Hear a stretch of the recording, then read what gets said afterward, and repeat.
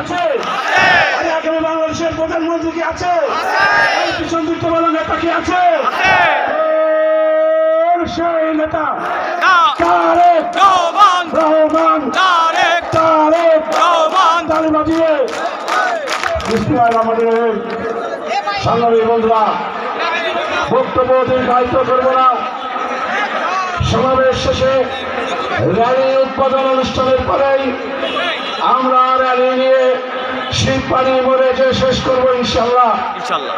আজকের এই র্যালি পূর্ব সমাবেশে উপস্থিত হয়েছেন বাংলাদেশ জাতীয়তাবাদী দল খুলনা মহানগর শাখার নির্বাচিত 3 জন সাংগঠনিক সম্পাদক, উপস্থিত হয়েছেন বাংলাদেশ জাতীয়তাবাদী দল বিভিন্ন পর্যায়ের নেতৃবৃন্দ, অঙ্গ সহযোগী সংগঠনের সভাপতি, সাধারণ সম্পাদক, সামনে ভূমিষ্ঠ বাংলাদেশ জাতীয়তাবাদী দল খুলনা মহানগর শাখার অন্তর্গত সকল ইউনিটের আমার প্রাণ প্রিয় সহযোদ্ধারা, সংগ্রামী বন্ধুরা,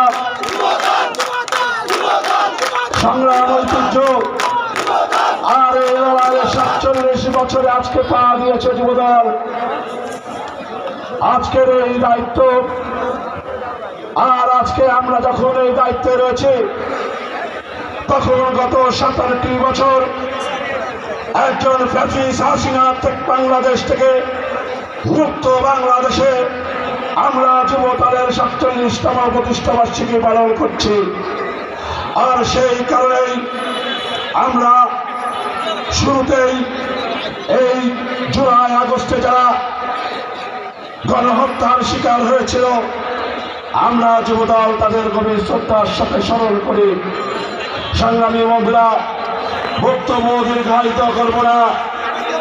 আমাদের কোনো স্থায়ী ঠিকানা নাই, আমাদের ভারত নাই, আমাদের পাকিস্তান নাই, আমাদের একটি মাত্র ঠিকানা, আর সেটি হচ্ছে বাংলাদেশ। আর সেই কারণে আমাদের নেতা স্লোগান দিয়েছেন সবার আগে বাংলাদেশ, সবার আগে বাংলাদেশ, সবার আগে বাংলাদেশ। ধন্যবাদ বন্ধুরা। আজকের এই মঞ্চে দাঁড়িয়ে খুলনা মহানগর যুবদল ঘোষণা করেছে আমরা 17টি বছর একটি লড়াই দিয়ে আমরা প্রাথমিক বিজয় অর্জন করেছি। সামনে আরেকটি লড়াই অপেক্ষা করছে, আমাদেরকে চূড়ান্ত বিজয় অর্জন করতে হবে। এই বাংলাদেশের স্বাধীনতা সার্বভৌমত্ব রক্ষার্থেই আগামী জাতীয় সংসদ নির্বাচনে আমাদের মনোনীত দেশ নেতা তারেক রহমান যার হাতে ধানের শীষ তুলে দিলেন তাকে আমরা বিজয়ী করে আগামীর সেই গণতান্ত্রিক অধিকার লড়াইয়ে আমরা আবার বিজয় লাভ করব সেই আশাবাদ ব্যক্ত করে আজকে যারা এখানে উপস্থিত হয়েছেন সবাইকে যুবদল খুলনা মহানগর শাখার পক্ষ থেকে শুভেচ্ছা অভিনন্দন জানিয়ে আমি আমার বক্তব্য শেষ করছি।